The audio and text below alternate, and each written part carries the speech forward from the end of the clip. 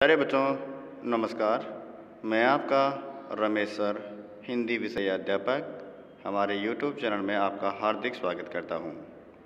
आज हम नई गुलमोहर हिंदी पाठ्य पुस्तक कक्षा 7 का प्रथम पाठ कविता वरदान नामक इस पाठ का अध्ययन करेंगे।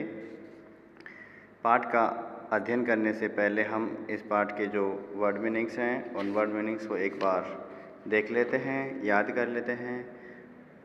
प्रभो ईश्वर, भयभीत डरा हुआ, सांत्वना तसल्ली, अनिष्ट अशुभ, प्रताड़ना ठगी, वहन निर्वाह करना, उपहास निंदा सूचक, हंसी खिल्ली, विपत्ति संकट, व्यथित दुखी, अवस लाचार, अनर्थ बुरा, याचना मांगना या प्रार्थना करना, दुनिया संसार, संकित शंकायुक्त। आइए इस पाठ के जो कवि हैं उन कवि का नाम है रविंद्रनाथ ठाकुर।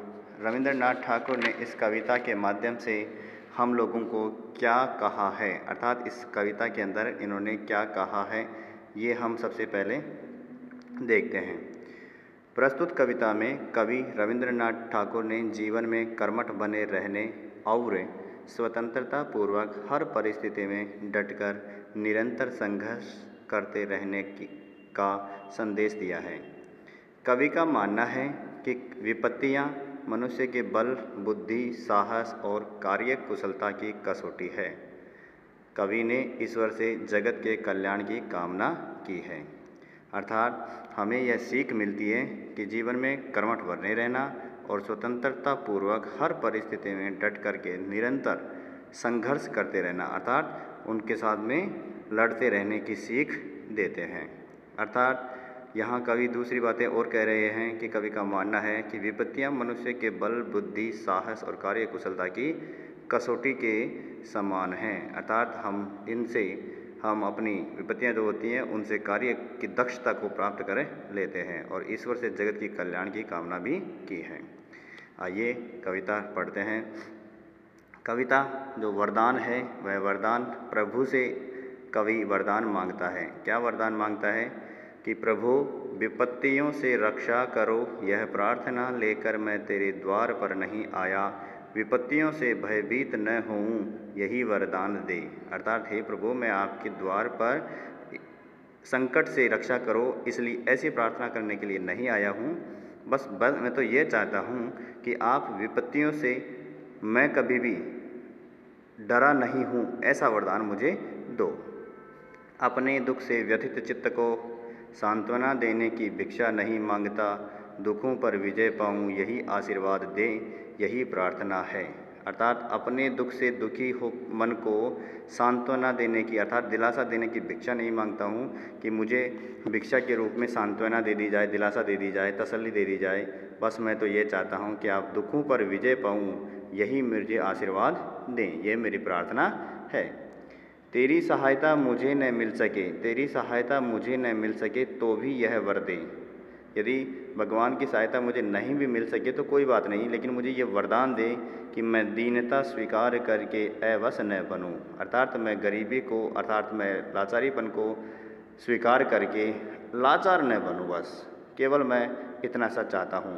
संसार के अनिष्ट, अनर्थ और छल कपट ही मेरे भाग्य में आए हैं। संसार के जो अशुभ हैं, बुरे हैं और छल कपट मेरे भाग्य में आए हैं, मेरी किस्मत में आए हैं, तो भी मेरा अंतर प्रताड़नाओं के प्रभाव से क्षीण न हुआ, अर्थात तब भी मेरे जो अंदर जो है ठगी के प्रभाव से क्षीण नहीं हुआ है। मेरा जो अंतर है, मेरा जो हृदय है वो प्रभावित नहीं हुआ है। मुझे बचा ले यह प्रार्थना लेकर मैं तेरे दर पर नहीं आया, अर्थात मुझे बचा ले यह प्रार्थना लेकर के नहीं आया, मैं तो केवल इतना सा चाहता हूँ कि केवल संकट सागर में तैरते रहने की शक्ति मांगता हूँ, मेरा भार हल्का कर दे। अर्थात जैसे पानी के अंदर, सागर के अंदर, पानी के अंदर शरीर हल्का हो जाता है तो वो तैरता रहता है, उसी प्रकार से संकट सागर में तैरते रहने की शक्ति मांगता हूँ। यह याचना पूर्ण होने की सांत्वना नहीं चाहता, यह भार वहन करके चलता रहूं यही प्रार्थना है। सुख भरे क्षणों में नतमस्तक हो तेरे दर्शन कर सकूं, किंतु दुख भरी रातों में जब सारी दुनिया मेरा उपहास करेगी तब मैं संकित न हूँ यही वरदान चाहता हूँ। अर्थात मैं याचना अर्थात प्रार्थना पूरे होने की सांत्वना नहीं चाहता। कहते हैं ना कि आपकी ये अभिलाषा पूरी हो जाएगी, ऐसी सांत्वना नहीं चाहता हूँ। यह भार वहन करके चलता रहूँ यही प्रार्थना है। अर्थात यह जो संकट का जो भार है, दुखों का जो भार है, यह मैं चलता रहना चाहता हूँ और संकटों का जो भार है वो वहन करना चाहता हूँ। इनसे शक्ति मांगता हूँ, मैं आपसे शक्ति मांगता हूँ और सुख भरे क्षणों में नतमस्तक हो तेरे दर्शन कर सकूं। अर्थात जो भी सुख के जो पल हैं, उन सुखों के पल में मैं आपके दर्शन कर सकूं, बस मैं यही मांगता हूं। किंतु दुख भरी रातों में, किंतु दुख दूर करने की आपसे शक्ति मांगता हूं। और जो दुख के दिन हैं, उन दिनों में रातों के समय जब सारी दुनिया मेरा उपहास करेगी, जब सारी दुनिया मेरा उपहास करेगी, तब मैं शंकाग्रस्त न हूँ। अर्थात जब मैं संकित नहीं हूँ, बस आपसे यही वरदान पाना चाहता हूँ। चलिए तो अब हम इस पाठ के प्रश्न उत्तर देखते हैं। दिए गए शब्दों का शुद्ध उच्चारण कीजिए। Exercise speaking skills. मौखिक विपरीत, सांत्वना, भिक्षा, आशीर्वाद, अनिष्ट, प्रताड़ना, नतमस्तक, अंकित। निम्नलिखित प्रश्नों के उत्तर दीजिए। कवि ने ईश्वर से किससे रक्षा करने की बात कही है? किससे रक्षा करने की बात कही है? तो कवि ने ईश्वर से विपत्तियों से रक्षा करने की बात कही है कि हे प्रभु, आप विपत्तियों से रक्षा करें। कवि ईश्वर से क्या वरदान मांग रहे हैं? कवि ईश्वर से यह वरदान मांग रहे हैं कि वे विपत्तियों से भयभीत न हों, कि मुझे कभी भी डर नहीं लगे, मैं विपत्तियों से कभी डरूं नहीं। कविता का एक अन्य शीर्षक क्या हो सकता है? वरदान नामक कविता का अन्य शीर्षक क्या हो सकता है? प्रार्थना हो सकता है। कविता का एक अन्य शीर्षक प्रार्थना हो सकता है। कवि उस दीनता की बात कर रहा है। किस दीनता की बात कर रहा है? तो कवि उस दीनता की बात कर रहे हैं जिसे स्वीकार करके इंसान अपने आप को प्रायः लाचार महसूस करता है। उस दीनता की बात कर रहे हैं।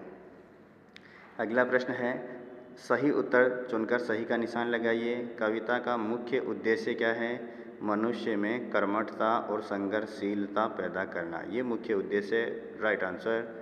कवि के भाग्य में क्या आया है? कवि के भाग्य में अनिष्ट, अनर्थ और छल कपट आया है।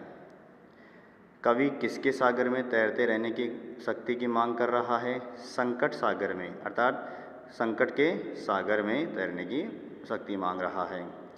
अति लघुत्तरीय प्रश्न है, कवि ईश्वर से क्या प्रार्थना करता है? तो उत्तर है इसका, कवि ईश्वर से यह प्रार्थना करता है कि मैं जीवन में आने वाली प्रत्येक विपदाओं पर विजय पाऊँ, अर्थात जो भी कष्ट होंगे उन कष्टों पर मैं विजय पाऊँ। कवि ईश्वर से क्या आशीर्वाद मांगता है? कवि ईश्वर से दुखों पर विजय पाने के लिए ईश्वर से आशीर्वाद मांगता है। यह कविता किसे संबोधित करके लिखी गई है? यह कविता ईश्वर को संबोधित करके लिखी गई है। प्यारे बच्चों, लघुत्तरीय प्रश्न है। लघुत्तरीय प्रश्न पहला, मैं दीनता स्वीकार करके अवश्य न बनूं, इस कथन का भाव स्पष्ट कीजिए। तो इस कथन का भाव स्पष्ट यही है, इस पंक्ति के माध्यम से कवि ईश्वर से, इस पंक्ति के माध्यम से कवि ईश्वर से यही ऐसी शक्ति प्राप्त करने की आकांक्षा प्रकट करता है जिससे वह विपरीत से विपरीत परिस्थितियों में अपने आप को लाचार महसूस न करे। इस प्रकार से वह उनसे याचना मांगता है, आशीर्वाद वरदान मांगता है। कवि ईश्वर से किसकी भिक्षा नहीं चाहता है? कवि ईश्वर से अपने दुख से व्यथित मन को सांत्वना देने की भिक्षा नहीं चाहता है, अर्थात दिलासा नहीं चाहता है कि वह सांत्वना की दिलासा देते हैं। प्रस्तुत कविता से हमें क्या प्रेरणा मिलती है? प्रस्तुत कविता से हम इसको पाठ का जो कवि ने पाठ के अंदर जो बताया है उस कविता से बताता हूँ। प्रस्तुत कविता में कवि लोगों को जीवन में कर्मठ बने रहने और स्वतंत्रता पूर्वक हर परिस्थिति में डटकर निरंतर संघर्ष करते रहने की सीख देते हैं। कवि का मानना है कि विपत्तियां मनुष्य के बल, बुद्धि, साहस और कार्य कुशलता की कसौटी के समान हैं। अगला प्रश्न है, संसार संकट से घिरे व्यक्ति का उपहास क्यों उड़ाता है? तो इसमें है उत्तर है इसका, कवि का मानना है कि लोग दुख में सांत्वना नहीं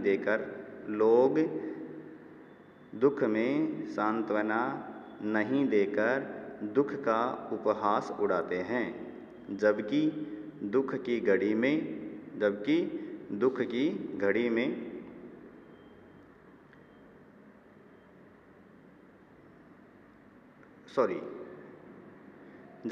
दीर्घ उत्तरीय प्रश्न है, जब सारी दुनिया मेरा उपहास करेगी, पंक्ति के पीछे कवि का क्या भाव है? तो इसमें है बता रहे हैं, कवि का मानना है कि लोग दुख में सांत्वना नहीं देकर दुख का उपहास उड़ाते हैं, जबकि दुख की घड़ी में उन्हें पीड़ित व्यक्ति का साथ निभाना चाहिए। अगला प्रश्न है, संसार संकट से घिरे व्यक्ति का उपहास क्यों उड़ाता है? कि संसार को केवल अपना ही दुख प्रतीत होता है, दुख लगता है, अपना दुख ही। संवेदनाहीन संसार में लोगों को दूसरे के दुख से कोई लेना देना नहीं होता है। यही कारण है कि संकटग्रस्त व्यक्ति का संसार उपहास उड़ाता है। अगला प्रश्न है, कविता का मूल भाव अपने शब्दों में लिखिए। तो प्यारे बच्चों, कविता का मूल भाव आप अपने शब्दों में भी लिख सकते हैं, मैं मेरे शब्दों में आपको बता देता हूँ। प्रस्तुत कविता में कवि ईश्वर से याचना नहीं करना चाहते। याचना के स्थान पर वे संकटों से जूझने और पार पाने की शक्ति मांगते हैं। दुखों पर विजय प्राप्त करके सुख भरे क्षणों में ईश्वर के आगे नतमस्तक होने का वरदान पाना चाहते हैं। अगला प्रश्न है, नीचे दी गई पंक्तियों का भावार्थ लिखिए। यह वर दे कि मैं दीनता स्वीकार करके अवश्य न बनूं, संसार के अनिष्ट अनर्थ और छल कपट ही मेरे भाग्य में आए हैं, तो भी मेरा अंतर इन प्रताड़नाओं के प्रभाव से क्षीण न हुआ है। अर्थात इस पंक्तियों का भावार्थ है, कवि ईश्वर से यह वर मांगते हैं, यह वरदान मांगते हैं कि मैं दीनता स्वीकार करके लाचार नहीं बनूं। मेरे भाग्य में तो संसार के क्या क्या आए हैं, अनिष्ट अनर्थ और छल कपट ही आए हैं। इन सब के बावजूद भी मेरा हृदय इन ठगी करने वालों की इन बातों से दुखी नहीं हुआ है। अगला प्रश्न है, मेरा भार हल्का कर दे, यह याचना पूर्ण होने की सांत्वना नहीं चाहता।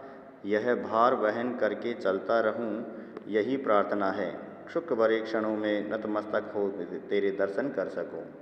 अर्थात उत्तर इसका, कवि कहना चाहता है कि कवि यह याचना करते हैं कि ईश्वर उसका भार कम करे, ईश्वर उसका क्या कर दे, भार कम कर दे, ताकि वह लोगों की सेवा कर सके और सुख भरे क्षणों में नतमस्तक होकर के भगवान के दर्शन कर सके। प्यारे बच्चों, भाषा ज्ञान, वर्ण विच्छेद जब किसी शब्द में प्रयुक्त वर्णों को अलग अलग करके लिखा जाता है उसे वर्ण विच्छेद कहते हैं। जैसे दीनता में द, ई, न, अ, त, आ। निम्नलिखित के सही विकल्प पर सही का निशान लगाइए। अनर्थ का जो सही विकल्प है वो सही विकल्प है ए, न, ए, र, थ, अ। ये सही विकल्प है। अगला प्रश्न है, धरती, धरती का सही विकल्प है ध र त ई। निम्नलिखित शब्दों के विलोम शब्द लिखिए।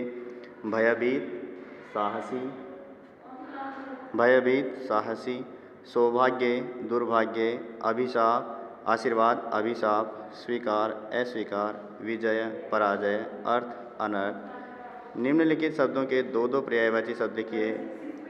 प्रार्थना, निवेदन, विनती, संकट, विपत्ति, मुसीबत, चित्त, हृदय, मन, प्रभु, ईश्वर, भगवान, सागर, सिंधु, जलधि, रात, रात्रि, निशा आदि। ये अगला प्रश्न जो है आपको स्वयं को करना है। धन्यवाद।